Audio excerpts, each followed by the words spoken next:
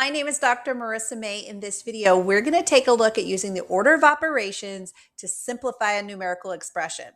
Now, the order of operations, you may remember PEMDAS, where we are going to be working through calculating inside the parentheses first. So we're going to calculate 2 minus 5. That gives me -3. And then we don't have any exponents, so we actually get to skip that step. Next, we come to multiply or divide, and I see the multiplication here. So -3 times -3 would give me 9. And I'm done with that step. Finally, we add or subtract to finish up the problem, and that gives me 21.